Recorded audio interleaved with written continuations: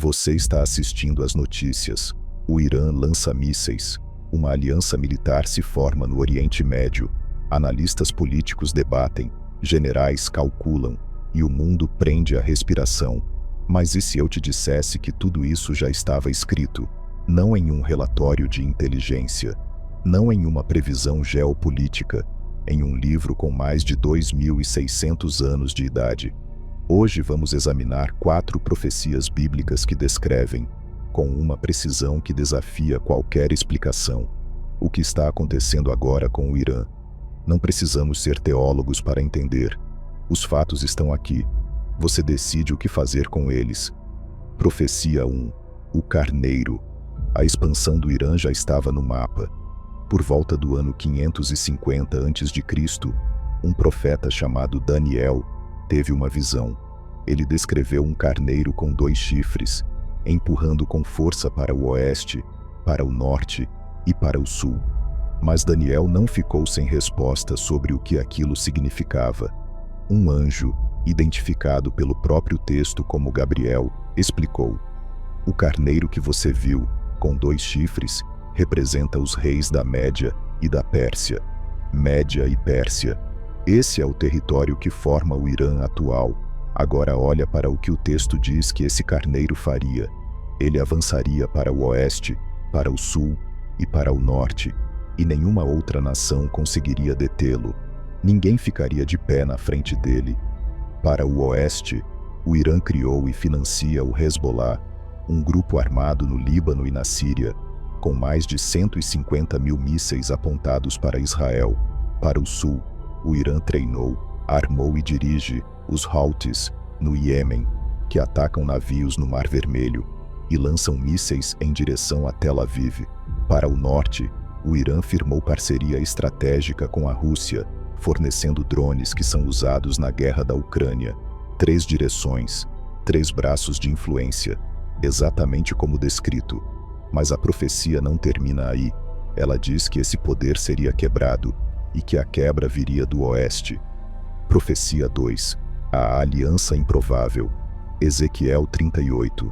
A coalizão que ninguém esperava. Agora vamos para outro profeta, Ezequiel.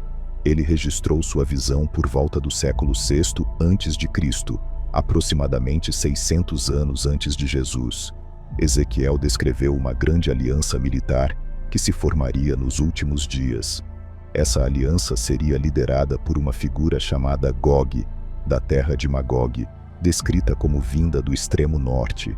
Ao longo dos séculos, alguns historiadores e estudiosos associaram Magog a povos localizados ao norte de Israel, e há intérpretes modernos que identificam essa região com o território que hoje chamamos de Rússia.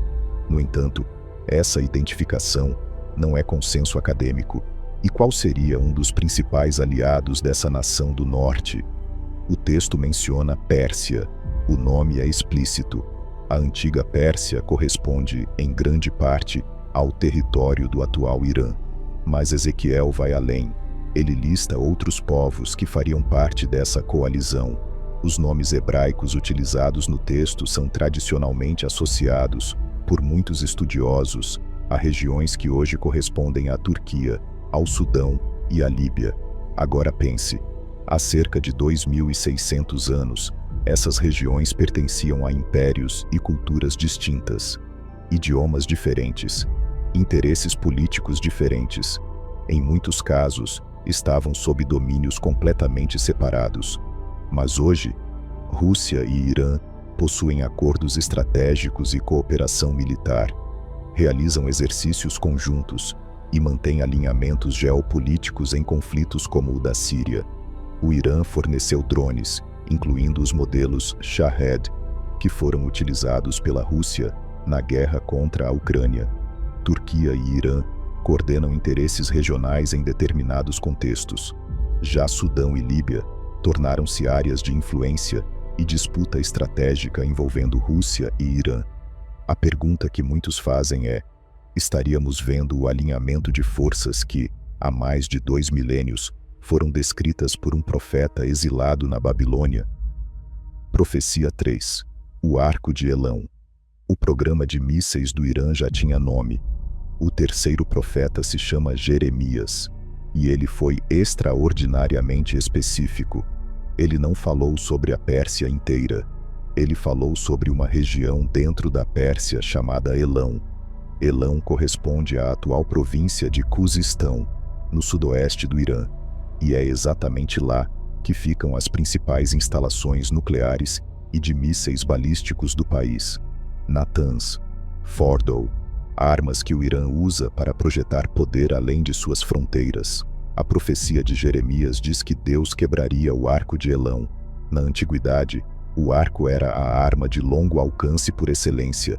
Era a tecnologia que permitia atingir um inimigo à distância, sem contato direto. O equivalente moderno, mísseis balísticos. A mesma ideia, a mesma função, lançar destruição à distância. Jeremias disse que esse poder seria destruído. O texto também fala em 4 ventos convergindo sobre Elão, múltiplos vetores de ataque simultâneo.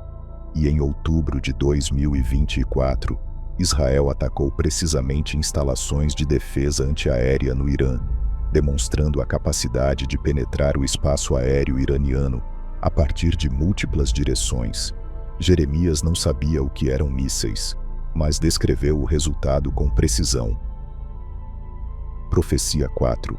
O trono em Elão.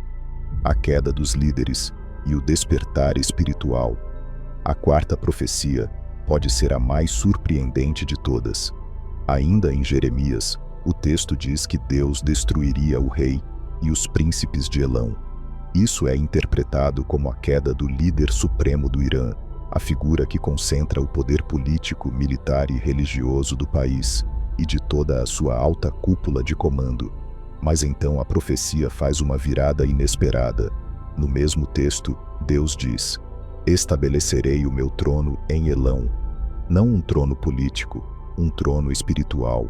Hoje, o Irã tem a população cristã que mais cresce em qualquer país do mundo. Não por missões abertas, o governo proíbe qualquer evangelismo, mas por igrejas subterrâneas, grupos secretos de estudo, conversões silenciosas que se multiplicam apesar da perseguição. Nos últimos 30 anos, o número de cristãos no Irã cresceu mais de 4.000%, em um país governado por uma teocracia islâmica. A profecia falou em destruição, mas também em restauração, e as duas coisas estão acontecendo ao mesmo tempo. Então, o que todo esse mosaico está nos dizendo? Que a ascensão do Irã não é um acidente da história, que a aliança com a Rússia não foi improvisada, que o programa de mísseis e o despertar espiritual não são fenômenos isolados. Segundo esses textos, todos esses movimentos estão apontando para um mesmo destino, um confronto final, no qual as nações convergirão sobre Israel. E os profetas dizem que esse conflito não terminará com a vitória de nenhum exército humano, mas com o retorno de Jesus Cristo ao Monte das Oliveiras, encerrando o governo humano e estabelecendo um reino diferente de tudo que já existiu. Isso pode parecer impossível, mas há 2.600 anos, uma aliança entre Rússia e Irã também parecia impossível. E ela está aqui. Se este vídeo te fez pensar, compartilha com alguém que também precise ver. E se quiser entender mais sobre o que os profetas dizem sobre o que vem depois, o próximo vídeo está aqui no canal Verso do Reverso.